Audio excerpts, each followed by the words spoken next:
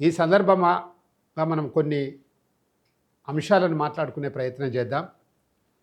ఇటీవల supreme court chief justice BR గవాయ్పై జరిగినటువంటి ఒక దాడిని ఒక వ్యక్తిగతమైనటువంటి దాడిగా చూడనక్కర్లేదు. అది రాజ్యాంగం మీద, ఈ దేశం మీద, ఈ దేశ పౌరుల యొక్క హక్కుల మీద జరిగిన దాడిగా చూడాలి. విద్వేషపూరితమైనటువంటి ప్రసంగాలు చేస్తూ ఈ భారత ప్రభుత్వంలో ఉండబడినటువంటి అత్యున్నతమైనటువంటి మంత్రిత్వ శాఖ, హోమ్ మినిస్ట్రీ, గతంలో కూడా ఒక రిటైర్డ్ జడ్జి మీద,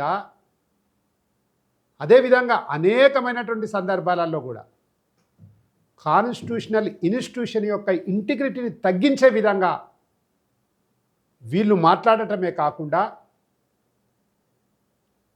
ఈరోజు సుప్రీంకోర్టు జడ్జి మీద ఇలాంటి దాడులు జరగడానికి గల కారణాలను ఒక వ్యక్తి మీదనో సుప్రీంకోర్టు జడ్జి మీద మాత్రమే జరిగిన దాడిగా చూడనక్కర్లేదు. అది ఈ దేశ ప్రజల హక్కుల మీద జరిగినటువంటి దాడిగా, ఈ రాజ్యాంగం మీద జరిగినటువంటి దాడిగా, ఈ భారతదేశ సార్వభౌమ అధికారం మీద జరిగినటువంటి దాడిగా మాత్రం చూడాలి. ఇలాంటి వివాదాలు రావడానికి గల కారణాలను అధ్యయనం చేయవలసినటువంటి అవసరం ఉన్నది. ఒక సపరేటు విద్వేషపూరితమైనటువంటి ప్రసంగాలను చేస్తూ దాదాపు 52 మంది సుప్రీంకోర్టు జడ్జీలుగా వచ్చిన సందర్భంలో ఒక బహుజన వర్గం నుండి, ఒక దళిత వర్గం నుండి ఆ స్థాయికి చేరినటువంటి వ్యక్తి రెండవ వ్యక్తి తను ఒక దళిత వర్గం నుంచి సుప్రీంకోర్టు చీఫ్ జస్టిస్గా ఈ 70 సంవత్సరాలలో రావడం అంటే దళిత వ్యక్తి అలాంటి చేరుకు అసలు అర్హుడా అనే అటువంటి ఈ సనాతన ధర్మం పేరట, అదేవిధంగా దైవ దత్తాధికార సిద్ధాంతం అనే అటువంటి ముసుగులో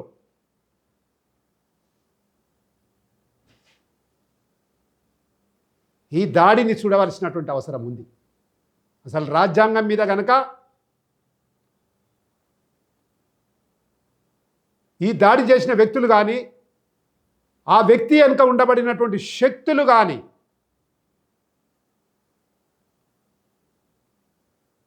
అర్థం చేసుకోవాలా. అసలు మీ ఉద్దేశం ఏమిటి? దీని వెనుక ఉన్నటువంటి పూర్వపరాలను కూడా మనం పరిశీలించాలి. సెప్టెంబర్ 15వ తారీఖు నాడు, సెప్టెంబర్ 15వ తారీఖు నాడు ఒక కేసులో వాదనలు జరుపుతున్నటువంటి సందర్భంలో ఖజారహో అనేటువంటి ఆలయంలో ఒక తలలేని విగ్రహం ఉంటుంది.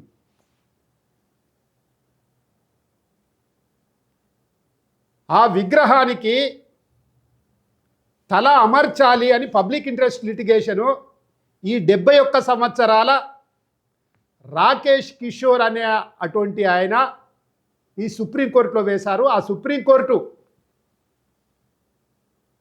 ఆ వాదనలు వచ్చినప్పుడు గవాయ్ గారు కూడా ఉన్నారు. వారు చాలా క్లియర్గా చెప్పారు ఈ సందర్భంగా, ఇది పురావస్తు సంబంధించినటువంటి ఆర్కియాలజీ డిపార్ట్మెంట్కు సంబంధించినటువంటి అంశము. ఇది వారికి అప్లికేషన్ చేసుకోవాల్సినటువంటి అవసరం ఉంటుంది. వారు చేయవలసినటువంటి పని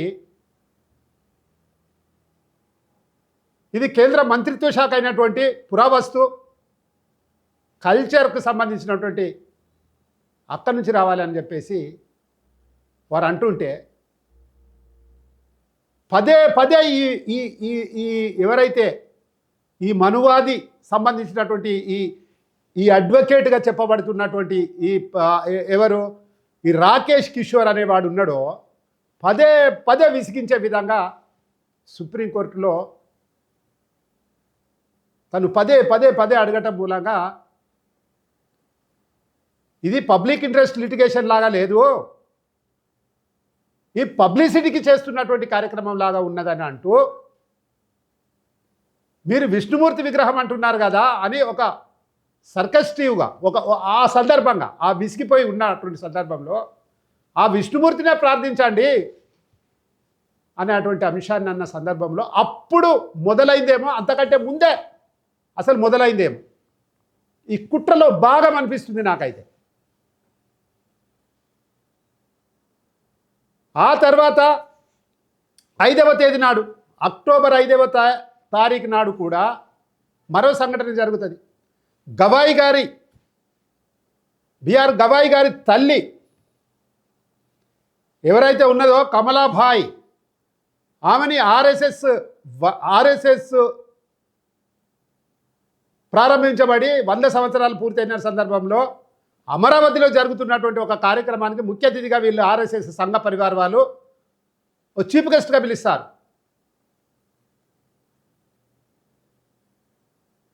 అయితే గవాయి గారి తల్లి కానీ గవాయి గారి తండ్రి కానీ బాబాసాహెబ్ అంబేద్కర్ గారితో వాళ్ళు ఒక నేత కానీ మహర్ కులానికి చెందినటువంటి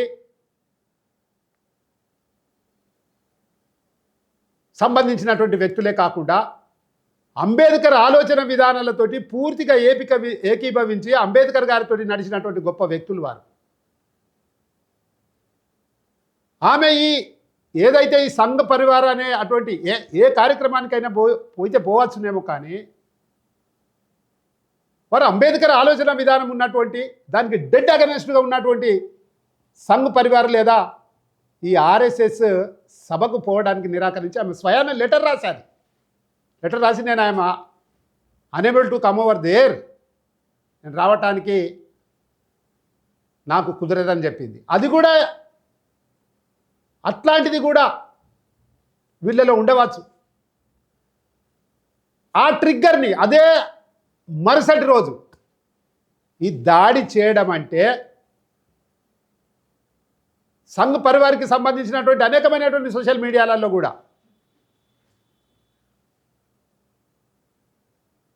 గవాయి గారి మీద ఉమ్మేస్తే ఎట్లుంటుంది, కారుని అడ్డగింస్తే ఎందుకు అడ్డగించకూడదు అనేటువంటి అనేకమైనటువంటి వ్యాఖ్యలు కూడా చేయటం జరిగింది. అంటే ఇది చాలామంది మనం వినవలసినటువంటి చాలా విషయాలు.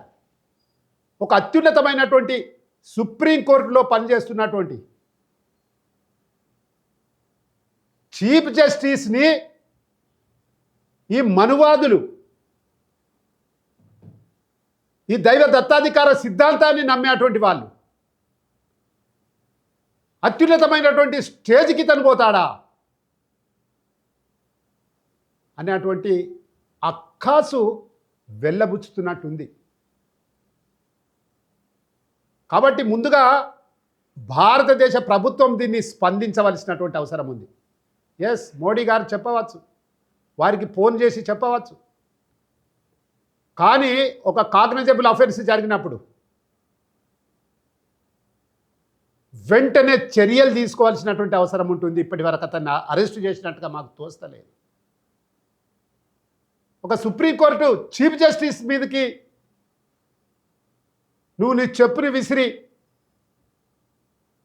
నువ్వు కొట్టే పరిస్థితికి వచ్చిందంటే నువ్వు ఈ రాజ్యాంగాన్ని,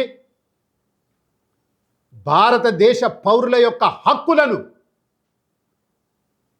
భారతదేశ సార్వభౌమ అధికారాన్ని,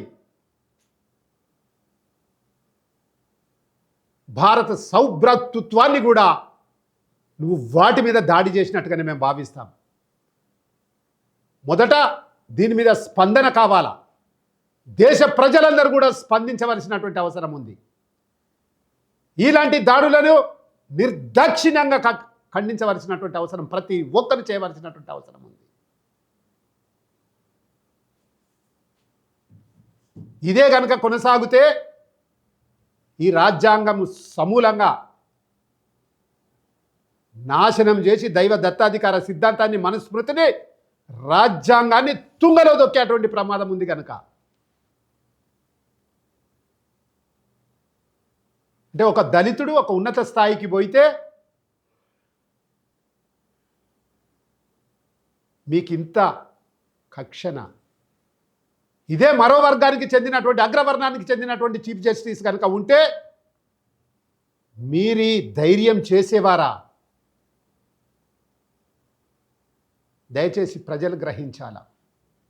భారతదేశంలో ఏమి జరుగుతుందో గ్రహించాలి. ప్రజలు చైతన్యవంతులు కావాలా. ఈ భారతదేశ సార్వభౌమాధికారాన్ని కాపాడుకునేందుకు, రాజ్యాంగాన్ని కాపాడుకునేందుకు, కాన్స్టిట్యూషనల్ ఇన్స్టిట్యూషన్స్ యొక్క ఇంటిగ్రిటీని కాపాడుకునేందుకు యావత్తు యూత్ ప్రజలు ఏకం కావాల్సినటువంటి అవసరం ఉంది. సమాజ స్థాపన కోసం అనేకమైనటువంటి వ్యవస్థలలో న్యాయ వ్యవస్థ ఒకటి. న్యాయ వ్యవస్థని, అదేవిధంగా లెజిస్లేటర్ని, ఎగ్జిక్యూటివ్ని కాపాడేందుకు రాజ్యాంగంలో 4th స్టేట్గా ఉండబడినటువంటి ప్రెస్ అండ్ మీడియా కూడా సరి అయినటువంటి రీతిలో స్పందించవలసినటువంటి అవసరం ఉంది.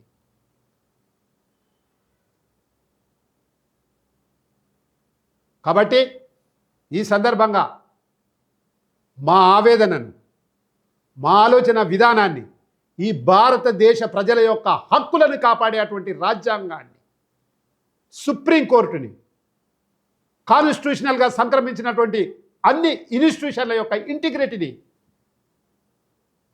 కాపాడుకోవాల్సినటువంటి అవసరము మనమందరం కూడా గుర్తుపెట్టుకోవాల్సిందిగా విజ్ఞప్తి చేస్తూ, ఇలాంటి నీచాతి నీచమైనటువంటి చర్యకు పూనుకున్నటువంటి 71 సంవత్సరాల అడ్వకేట్ తనని బార్ కౌన్సిల్ పూర్తిగా సస్పెండ్ చేసినప్పటికీ అతనికి తగినటువంటి శిక్ష విధించవలసిందిగా ఈ సందర్భంగా విజ్ఞప్తి చేస్తూ ముగిస్తూ ఉన్నాం. నమస్కారం.